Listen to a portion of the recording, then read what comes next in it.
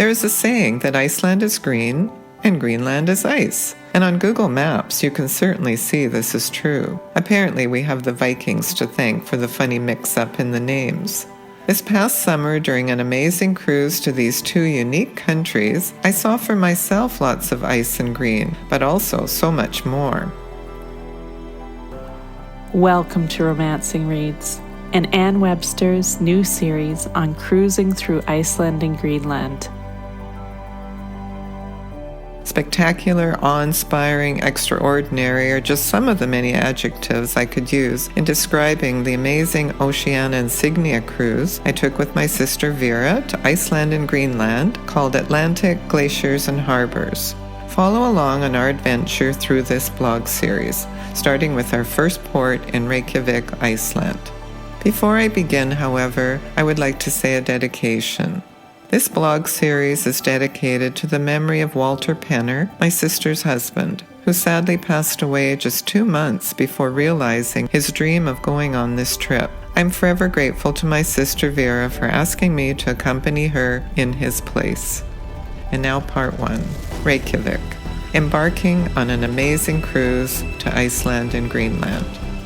There is a saying that Iceland is green and Greenland is ice. And on Google Maps, you can certainly see this is true. Apparently, we have the Vikings to thank for the funny mix-up in the names.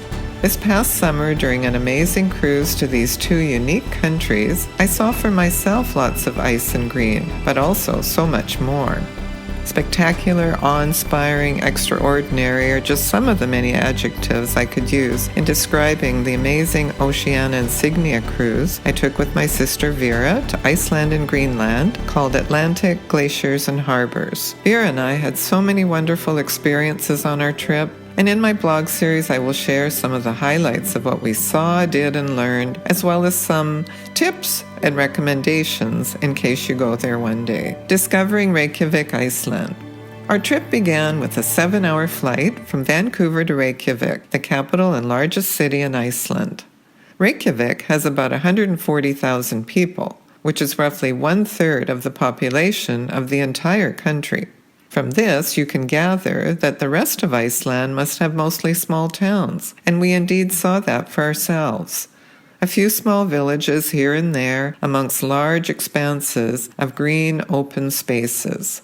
After our flight landed, we had a few hours to explore Reykjavik before boarding our cruise ship. We headed over to the downtown area to see some of the main sites I had read about, chuckling as we tried to read the funny long street names that Iceland is known for.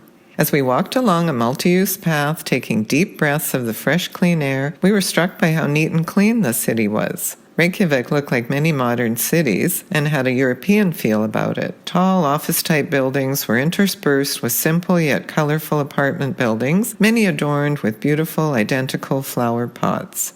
We did not even need a map to spot one of the main attractions, the majestic Hallgrímskirkja church. Towering over the city, it is one of Reykjavik's most famous landmarks and is one of the tallest structures in all of Iceland. With its unusual conic shape and side wings, it is symbolic of the volcanoes, mountains, and glaciers of Iceland's landscape. From there, we wandered down to the waterfront area, browsing at the shops and sites along the way. The weather being unusually warm and sunny for Iceland at 20 degrees Celsius, average for August there is 10 to 15 Celsius, we were happy to spend the day outdoors. As we approached the water, we spotted the famous Hofti House, where a major historical summit took place in 1986.